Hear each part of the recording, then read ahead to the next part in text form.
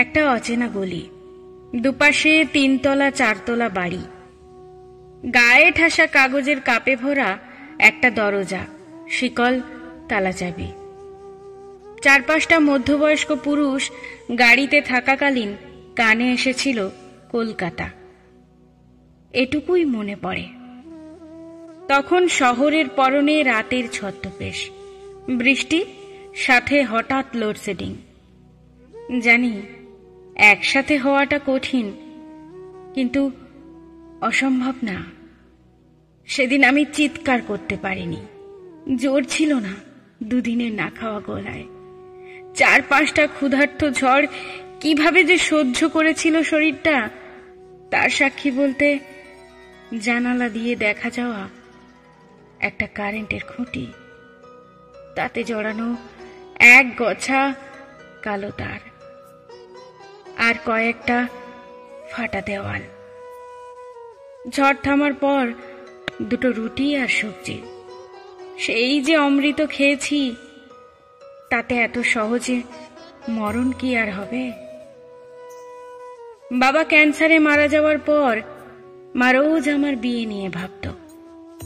তারপর একদিন কাক ডাকা ভোরে গলায় দড়ি।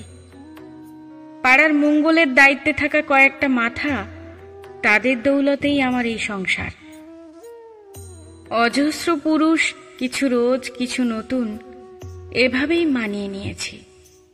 বারবার বলি ভুলে গেছি সব, কিন্তু সম্ভব না। এই যে বৃষ্টির সাথে লোডশেডিং মনে করিয়ে দেয় সবকিছু। জানি মেনে নেওয়াটা কঠিন, কিন্তু অসম্ভব না।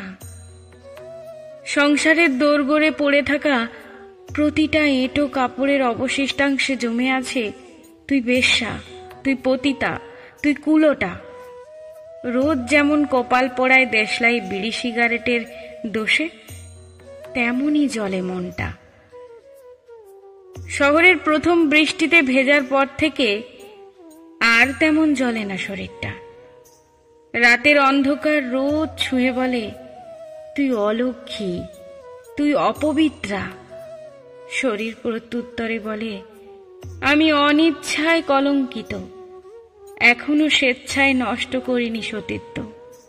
আমিও সতী, শুধু কলুষ কালি ধুতে বৃষ্টি আসার অপেক্ষা।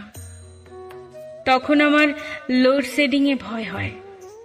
ঘরে বাইরে চেনা অচেনা গলায় রোজ শুনি নতুন ঝড়ের পূর্বাভাস। কার কপালে গিয়ে পড়বে সে বাজ? চেনা গলি, দুপাশে 3 তলা 4 তলা বাড়ি, আবার একটা গাড়ি এসে থামবে গলির মুখে। বেশ লাজুক একটা মেয়ে, বয়সেও অল্প, তাতে কি, সহ্য করে নেবে সব। মরবে তো না। হঠাৎ বৃষ্টি, সাথে লোডশেডিং।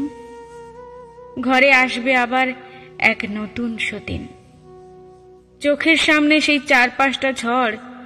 জানি একসাথে সহ্য করাটা কঠিন, কিন্তু অসম্ভব না।